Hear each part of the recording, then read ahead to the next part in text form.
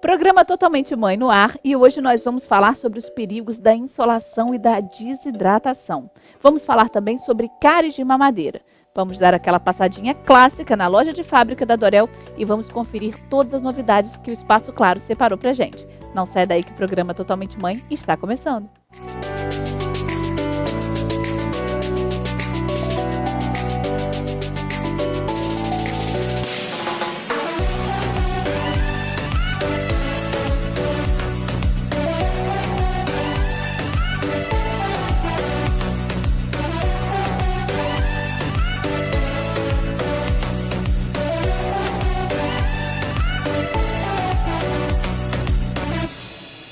O assunto de hoje é insolação e desidratação. Esse perigo que fica rondando os filhos da gente nessa época do verão e ninguém menos e ninguém mais que ela, a doutora Bárbara Juncar, para explicar para a gente todas essas circunstâncias, todos esses sintomas e o que fazer principalmente para evitar, né, Bárbara? Exatamente.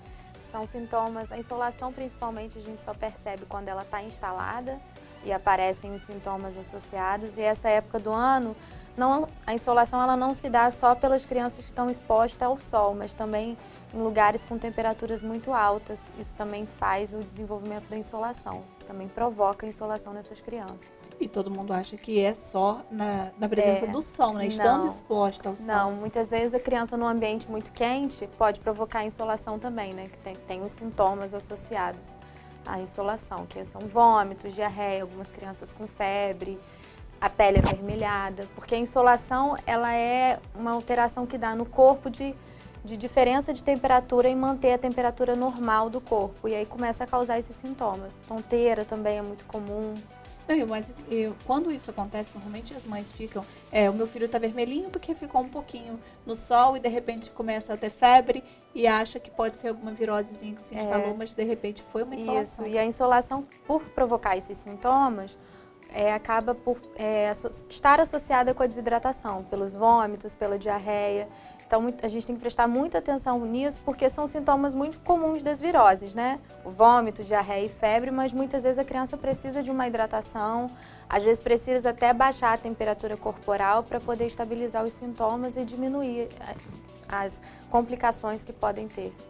E quais que são os cuidados que os pais têm que ter, principalmente nessa época do ano, né? Porque já está todo mundo indo aí para as praias, piscinas, tem o carnaval pertinho da gente. Isso. Além do filtro solar, né, que a gente já falou, as crianças que estiverem expostas ao sol ou em ambientes mais quentes, às vezes você está numa casa de verão que não tem ar-condicionado ou não tem ventilador, sempre deixar o ambiente o mais arejado possível, beber muita água, suco natural, se refrescar, tomar banho, nada de banho de água quente, sempre tentar uma temperatura agradável para poder manter a temperatura corporal direitinho. As crianças, diferentemente dos adultos, elas são mais propensas, elas fazem parte de algum grupo de risco para desidratação, para insolação, ou é todo mundo igual, cuidado mesmo? Não, crianças e idosos, os recém-nascidos também, fazem parte desse grupo que tem uma probabilidade maior de ter a insolação.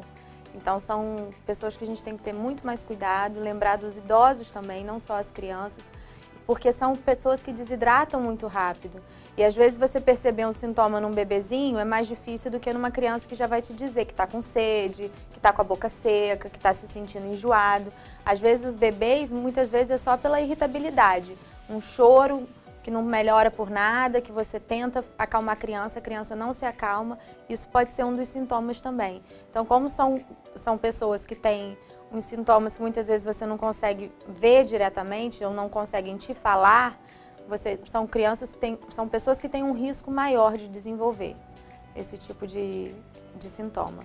E aquelas crianças, como a gente estava conversando antes da gravação aqui, né? Como o meu filho, que não quer sair da piscina por nada, não quer sair da praia por nada. Por mais que a gente passe o protetor solar, o bloqueador solar com frequência de 2 em 2 horas, ou então assim, entrando no mar, na água, ainda assim existe o risco?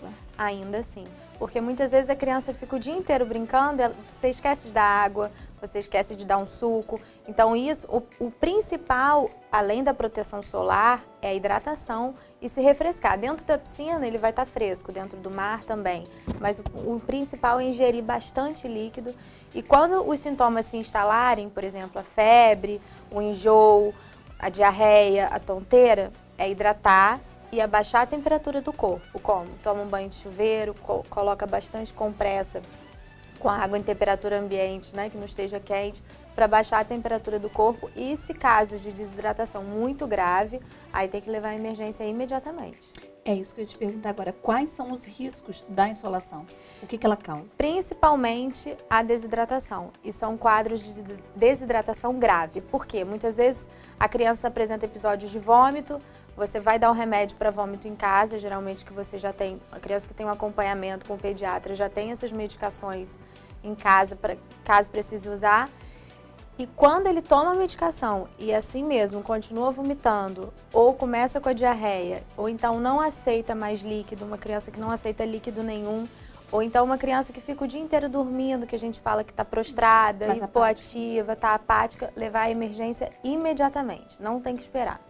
Então, esses são os casos de emergência, porque nós mães, às vezes com um sintoma muito pouco, a gente já sai correndo para emergência, né? Então, e às vezes não é caso de emergência, mas tem gente que nos casos de emergência não vai, né? Mas aí, em que momento que a gente consegue balancear isso? Eu acho que assim, a criança ela é muito, principalmente eu vejo muito no brincar da criança. A criança, gente, é muito fácil de você perceber que uma criança realmente não está bem em relação à atividade dela. Tem crianças que chegam no consultório ou na emergência que só da mãe entrar na sala você já percebe que aquela criança não está bem. Porque geralmente a criança, quando chega num ambiente diferente, ou ela fica muito caladinha do lado da mãe, ou ela quer explorar aquele ambiente. E isso não acontece. As crianças com alguma doença grave ou com algum sintoma grave que precisa ser tratado imediatamente, geralmente elas ficam bem apáticas, elas não brincam, febre muito alta. Então, essas coisas os pais percebem e isso tem que levar à emergência. Às vezes até tá bem, mas ela tá com uma diarreia volumosa demais e que você acha que não está conseguindo hidratar o que ela está perdendo, repor o que ela está perdendo. Isso também é indicação de levar. É bom levar para dar uma avaliação, porque às vezes a desidratação grave ela começa com alguns sinais que você pode não perceber em casa, que é o choro sem lágrima. Às vezes você acha que a criança não está chorando. Tá aquela birrazinha. Isso, a boca muito seca. A criança que bebe muita água, muita água, te pede muita água, e a criança que não aceita água nenhuma. Então, são alguns sinais, nós, né, médicos e pediatras, a gente consegue ver de outras maneiras. Pelo pulso, um pulso muito acelerado também é indicação de desidratação grave. Então, a gente tem que perceber essas coisas e os pais principalmente. A criança não está brincando, não está ingerindo líquido, não está se alimentando, vai para emergência. Principalmente não ingerindo líquido. Então, a gente pode minimizar, né? Isso. Às vezes, o fato pode não chegar a se consumar ou então ficar bem próximo de se consumar, né? Mas se a gente puder sempre priorizar aqueles horáriozinhos antes das 10 da manhã, depois das 5 da tarde, seria o ideal, né? Exatamente, é o ideal. E lembrar também sair com as crianças durante o dia para andar na rua. Às vezes a gente vai levar num parque para brincar, numa pracinha. Também são momentos que a insolação pode acontecer. E a gente não se preocupa com isso. A gente só acha que a insolação vai acontecer na praia ou na piscina. Mas não, criança que fica o dia inteiro exposta ao sol ou o dia inteiro andando ou brincando na casa de um amigo ou numa pracinha ou num parque e que não se hidratou, isso vai acontecer também. Então, teve em algum momento onde a criança esteve num ambiente com uma temperatura mais alta, se a gente correr e der um suco, uma água de coco, uma água normal, a gente está livre do perigo da desidratação e também da insolação? Está. E é isso que é recomendado, é lembrar sempre de dar água mineral, água de coco, os sucos de frutas naturais. O refrigerante e o suco de fruta em caixinha não são recomendados. Mas na pior das hipóteses? Se você só tiver, você faz. Mas a ingesta de líquido é muito importante. E assim, alguns refrigerantes têm muito sódio. E a criança que tem diarreia, ela perde muito sódio. E essa diarreia pode piorar com a ingesta de refrigerante, porque o sódio puxa água. Então ele vai desidratar mais na diarreia. Lembrar sempre disso. A desidratação é água, assim como a insolação é água, suco ou água de coco. E aí, quando precisa, em casos de emergência, aí tem que ser a hidratação venosa, feita na emergência mesmo. Então, gente, olha só. todo problema tem solução.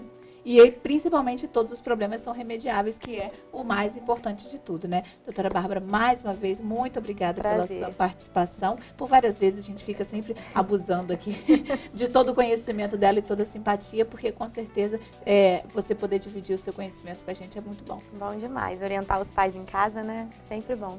Obrigadão. Pessoal, não sai daí que no próximo bloco eu volto com mais Totalmente Mãe para vocês.